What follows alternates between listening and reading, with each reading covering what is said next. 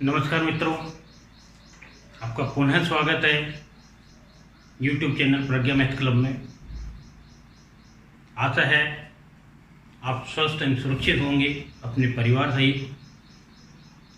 हम चल रहे थे ज्योमेट्री में अभी तक हम कर चुके हैं स्ट्रेट लाइन और एंगल्स के बारे में। इसी क्रम में हम आगे बढ़ रहे हैं और नेक्स्ट टॉपिक अब हम ले रहे हैं बहुभुज पॉलीगॉन। नाम से साफ पता लग रहा है बहुभुज यानी कि बहुत सारी भुजाओं द्वारा घिरी आकृति। तीन या तीन से अधिक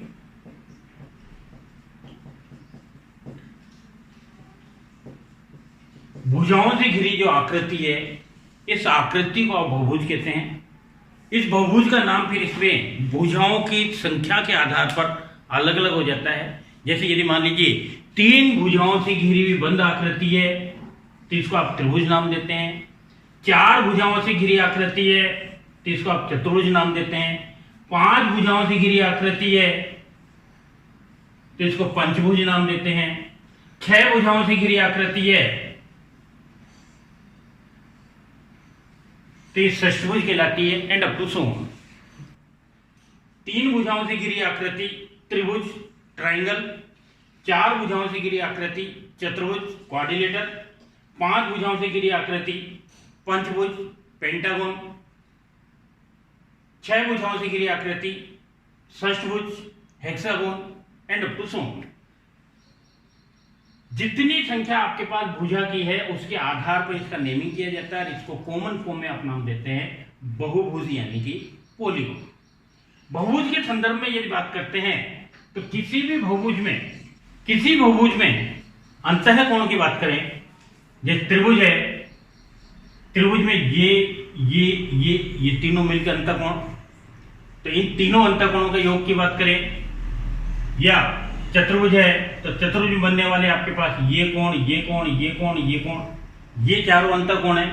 त्रिभुज के तीनों अंतःकोणों के योग की बात करें, या चतुर्भुज के चारों कोणों की बात करें, या फिर पंचभुज के पांचों कोणों की बात करें तो इनके योग निकालते हैं। तो योग के लिए फॉर्मूला आप यूज लेते हैं 2n-4 समकोण के बराबर। किसी भी बहुभुज के अंतःकोणों के योग का फॉर्मूला 2n-4 समकोण के बराबर होता है।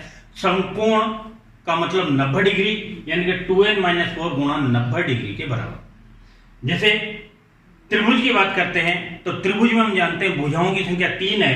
तो त्रिभुज के लिए यदि बात करें तो त्रिभुज की बात करेंगे तो त्रिभुज में आपके पास जो कोण होगा n की जगह यदि 3 रखा जाए तो 2 गुणा 3 -4 गुणा 90,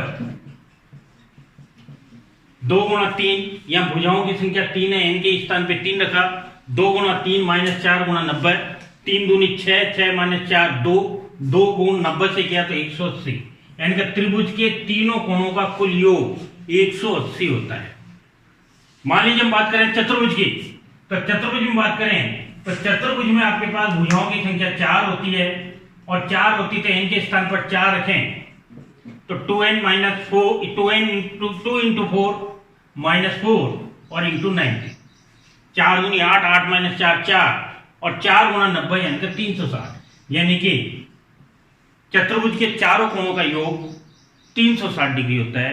इस प्रकार से करते हुए पंचभुज की बात करेंगे तो n की जगह 5 रखेंगे, n की जगह 5 रखेंगे, 5 दूनी 10, 10 में से 1 गया 6, 4 गए 6, 6 9 6 54, यानी कि पंचभुज के लिए टोटल आपके 540 आ जाएगा। इस प्रकार से अलग अलग भुजाओं की स्थिति में अलग अलग आप कोण निकाल सकते हैं। तो किसी भी बहुभुज में अंतःकोणों का कुल योग सदैव 2n-4 इंटू 90 के बराबर होता है। यह आपके पास अंतःकोण की बात है। यदि हम बहिष्कोण की बात करें तो किसी भी बहुभुज में बहिष्कोण का तात्पर्य होता है कि भुजा को, बहुभुज की भुजा को उसी क्रम में कंटिन्यूस आगे की ओर बढ़ाएं। तो कंटिन्यूस आगे की ओर बढ़ाने पर बाहर की तरफ बनने वाला कोण, जैसे त्रिभुज है इसकी भुजा को आगे की ओर बढ़ाया जाए तो इस प्रकार से इस बढ़ी हुई भुजा के द्वारा बाहर की तरफ बनने वाला कोण यह कहलाता है बहिष्कोण। या इसी क्रम में इस भुजा को आगे की ओर बढ़ाएं तो इस प्रकार से बनने वाला ये कोण कहलाता है बहिष्कोण। या इसी क्रम में इस भुजा को आगे की ओर बढ़ाया जाए तो ये बनने वाला जो कोण है ये कहलाता है बहिष्कोण। तो त्रिभुज के आपके पास इन भुजाओं को आगे की ओर बढ़ाने पर ये बनने वाले कोण बहिष्कोण। इसी बात चतुर्भुज की बात करें, चतुर्भुज की भुजा को, इस भुजा को आगे की ओर बढ़ाएं तो ये बनने वाला बहिष्कोण। इसी प्रकार से इस भुजा को आगे की ओर बढ़ा जाए तो ये बनने वाला बहिष्कोण। इसी प्रकार से इस भुजा को इसी क्रम में आगे बढ़ाया जाए तो ये बनने वाला बहिष्कोण, और इसी प्रकार से इसको बढ़ाया जाए तो ये बहिष्कोण। त्रिभुज के बहुभुज के अंतःकोणों का योग जो है ये भुजाओं की संख्या पर निर्भर कर रहा है।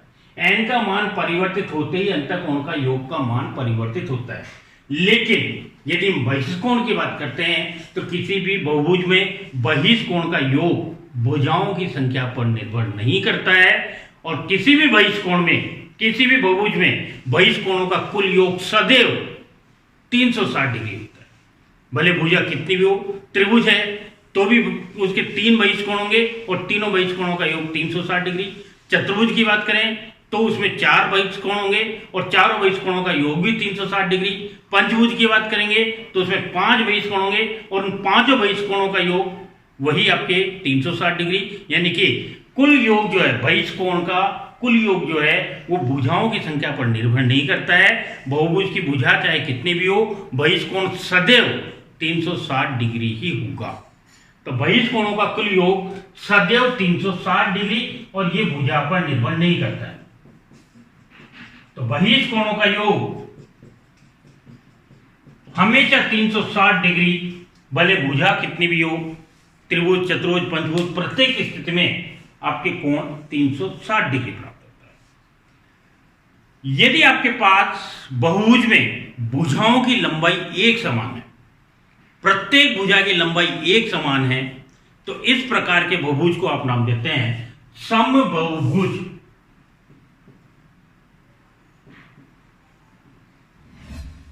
तो समबहुभुज कहेंगे ऐसा बहुभुज जिसकी प्रत्येक भुजा की लंबाई एक समान है। जैसे मान लीजिए हम त्रिभुज के अंदर बात करते हैं तो त्रिभुज में यदि तीनों भुजाएं बराबर है तो समबाहु त्रिभुज, या चतुर्भुज में 4 भुजा बराबर है, या फिर पंचभुज में 5 भुजाएं बराबर है, या षष्ठभुज में 6 भुजाएं बराबर हैं। तो यदि प्रत्येक भुजा की लंबाई एक समान है तो इसको आप नाम देते हैं समबहुभुज। समबहुभुज की कंडीशन में प्रत्येक भुजा की लंबाई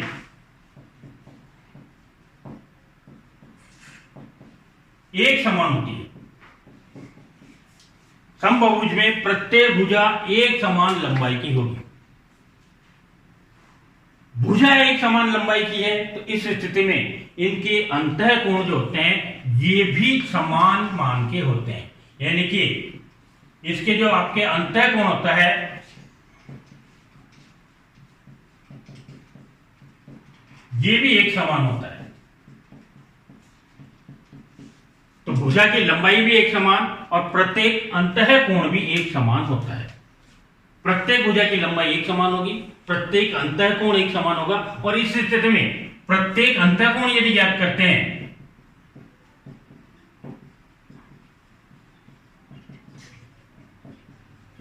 तो हमने कहा कि बहुभुज में अंतःकोणों का योग 2n-4 × 90 के बराबर है। कुल कोणों की संख्या भुजा की संख्या के बराबर होती है। इस स्थिति में योग ही है तो प्रत्येक अंतःकोण निकालते हैं। तो प्रत्येक अंतःकोण निकालने के लिए ये भुजाओं के योग में यदि भुजाओं की संख्या का भाग दे दिया जाए तो प्रत्येक अंतःकोण प्राप्त होता है। यदि त्रिभुज की बात करें तो त्रिभुज में आपके पास कोणों का कुल योग 180 और इसमें भुजाओं की संख्या 3 है तो 180 में 3 का भाग देंगे 60, यानी कि समबाहु त्रिभुज में प्रत्येक कोण 60 डिग्री का। चतुर्भुज की बात करेंगे, कोणों का योग 360 प्राप्त हुआ है, भुजाएं 4 है तो 4 का भाग देंगे तो प्रत्येक कोण 90 डिग्री। पंचभुज की बात करेंगे, पंचभुज के लिए n का मान 5 रखते हुए रिजल्ट निकालें तो 5 दूनी 10 - 4 6 × 90 तो 540, कुल योग 540 होता है, और 540 को 5 से डिवाइड करें तो कोण आपके 108 प्राप्त होता है, यानी कि अंतःकोण 108 डिग्री आ जाएगा। यानी कि प्रत्येक अंतःकोण निकालने के लिए जो योग है उसमें भुजा की संख्या को भाग दे देंगे तो प्रत्येक अंतःकोण प्राप्त होता है। ठीक इस प्रकार से हम बता चुके हैं कि बहिष्कोण का कुल योग आपके पास हमेशा 360 होता है। भुजा की संख्या कितनी भी हो, बहिष्कोण का कुल योग हमेशा 360 होगा। बहिष्कोण का कुल योग 360 डिग्री है तो इसे सिर्फ प्रत्येक बहिष्कोण की बात करें तो प्रत्येक बहिष्कोण आपके पास 360/n होगा। यानी कि त्रिभुज में यदि बात करें तो त्रिभुज में 360/3 यानी कि 120 डिग्री का प्रत्येक बहिष्कोण। चतुर्भुज में बात करें 360/4 यानी कि प्रत्येक बहिष्कोण 90 डिग्री का। एंड अप टू सो किसी भी बहुभुज में शीर्ष को अपने सन्निकट दो शीर्षों से छोड़कर अन्य शीर्षों से मिलाने वाली जो रेखा है इसको आप विकर्ण नाम देते हैं। जैसे उदाहरण के तौर पर ये आपके पास मान लीजिए चतुर्भुज है, तो इस चतुर्भुज में ये शीर्ष है, इसके सन्निकट शीर्ष बी और डी, और बी और डी को छोड़कर शेष आपके पास शीर्ष सी है, तो ए को सी से मिलाने वाली ये रेखा ये विकर्ण का कार्य करती है।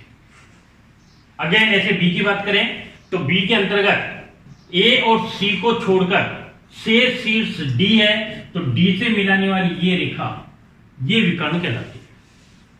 पंचभुज के अंतर्गत यदि बात करते हैं तो मान लीजिए ये आपके पास पंचभुज है,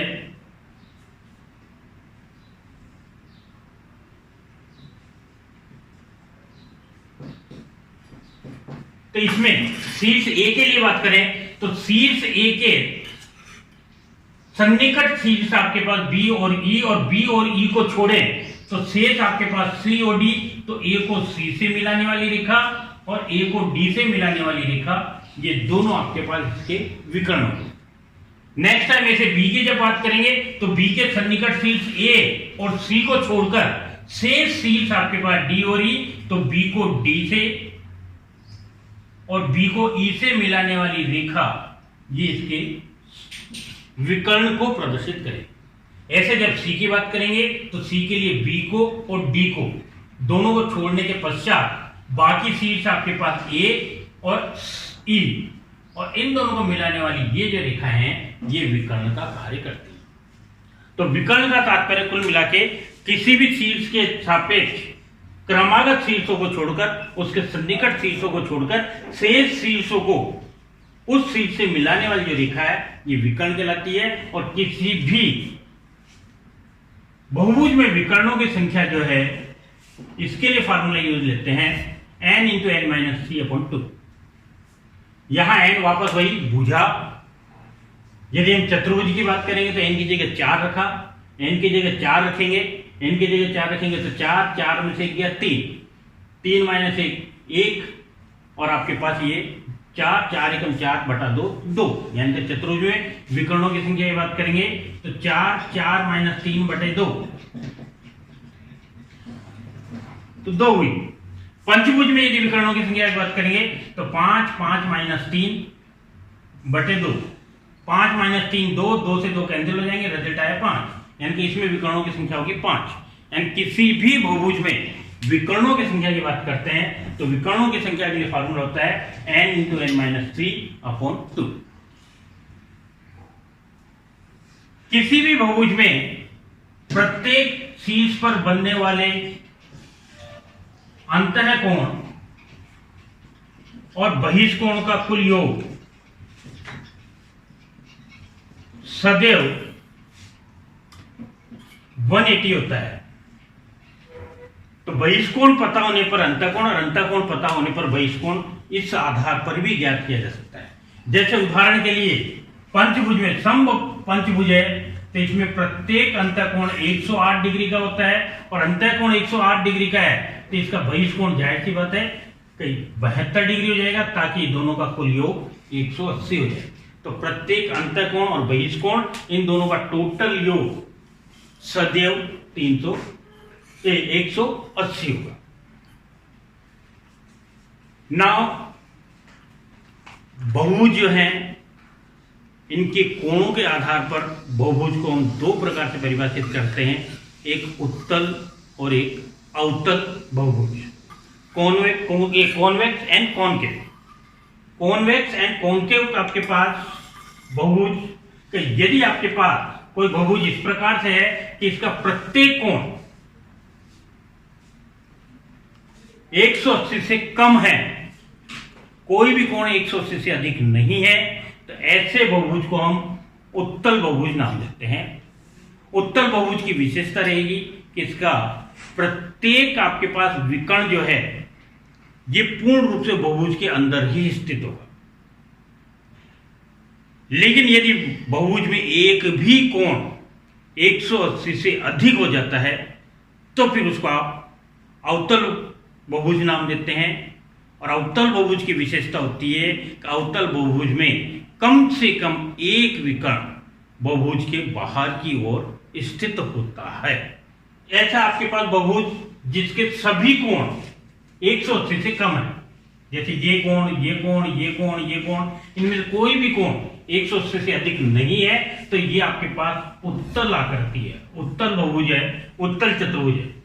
इस स्थिति में यदि इसके विकर्ण की बात करेंगे तो इसका विकर्ण जैसे आपके पास ये विकर्ण पूर्ण रूप से अंदर चतुर्भुज के अंदर ही स्थित है, या विकर्ण ये, और इस विकर्ण की बात करेंगे तो ये विकर्ण भी पूर्ण रूप से चतुर्भुज के अंदर ही स्थित है।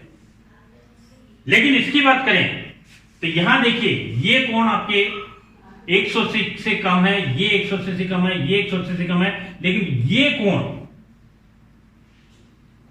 180 से अधिक है और इसमें एक कोण 180 से अधिक हो गया तो अब यह आकृति अवतलाकार आकृति होगी। यह अवतल चतुर्भुज है, यह अवतलाकार आकृति है। इस स्थिति में यदि इसका विकर्ण निकालें तो ए से बी और डी तो इसके संभव आपके पास क्रमागत शीर्ष हो गए, तो से सी सी और इसको मिलाने वाली ये भुजा ये विकर्ण हो गई, और बी को डी से मिलाने वाली ये रेखा ये भुजा हो गई। और इस प्रकार से हम ध्यान से देखें तो विकर्ण बीडी जो है ये पूर्ण रूप से इस आकृति से बाहर की ओर स्थित है। तो अवतलाकार आपके आकृति जो होगी उसकी विशेषता रहेगी कि उसमें एक कोण सदैव 180 से अधिक होगा। और दूसरी विशेषता बताइए कि उसके जब विकर्ण ड्रॉ करेंगे, विकर्ण बनाएंगे, तो उसका कम से कम एक विकर्ण जो है ये इस आकृति से पूर्ण रूप से बाहर की ओर स्थित होगा। तो जैसे मान लीजिए हमारे पास प्रैक्टिस क्वेश्चन की बात करें तो पहला प्रैक्टिस क्वेश्चन आपके पास दिया हुआ है कि कोई बहुभुज के अंतः कोणों का योग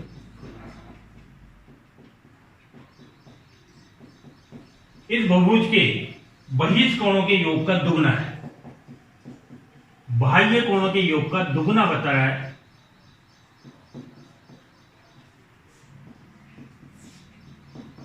कोई भी आपके पास बहुभुज है इसमें अंतः कोणों का योग उसके बाह्य कोणों के योग का दुगना बता रहा है और भुजाओं की संख्या आपको बतानी है क्या होगी। अंतः कोणों का योग, अंतः कोणों का योग होता है 2n-4 और गुणा 90। और प्रश्न के हिसाब से ये आपके पास बहिष कोणों का योग होता है 360 और उसका दुगना। तो अंतः कोणों का योग 2n-4 गुणा 90 और ये बराबर बता रहा है बाह्य कोणों का योग 360 और उसका दुगना।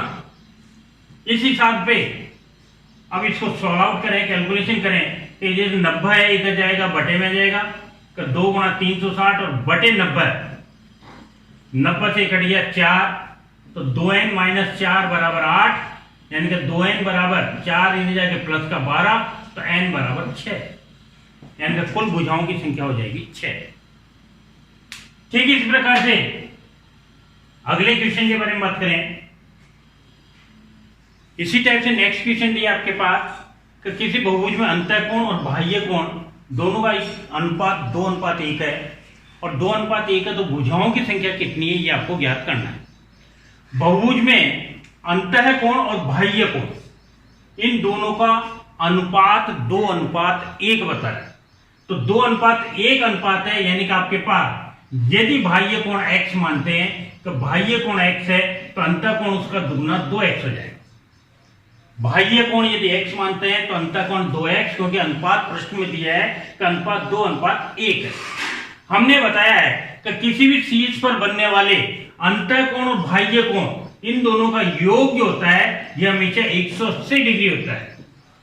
अंतः कोण और बहिष कोण का कुल योग हमेशा 180 होता है। तो इस आधार पर 2x + x बराबर 180 यानी कि x की वैल्यू आपके पास आ गई 60 डिग्री, यानी कि प्रत्येक बहिष कोण 60 डिग्री का है।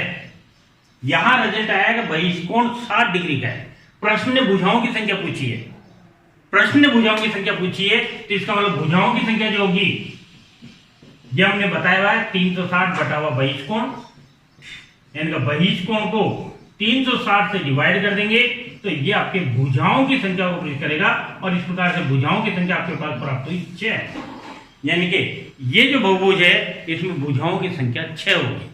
कि यदि आपके पास किसी बहुभुज में अंतःकोण बहिष्कोण का अनुपात 2:1 है, तो बहिष्कोण x होगा तो अंतःकोण 2x, इनका योग 180 लेते हुए इस आधार पर x का मान यानी कि बहिष्कोण का मान 60 डिग्री आया, और बहिष्कोण का मान 60 आ गया तो भुजा के लिए आपके पास फॉर्मूला 360 बटा बहिष्कोण, तो 360 बटा 60 करेंगे तो रिजल्ट 6 आपके पास आ गया, यानी कि इसमें भुजाओं की संख्या 6 होगी। इस प्रकार से करते हुए आप इसके पॉलीगॉन के विभिन्न प्रकार के इक्वेशन कर सकते हैं। आपके यदि कोई प्रॉब्लम्स है तो आप कमेंट में शेयर करें। इसके आगे के टॉपिक के लिए फिर हम मिलते हैं, तब तक के लिए थैंक यू, धन्यवाद, गुड बाय।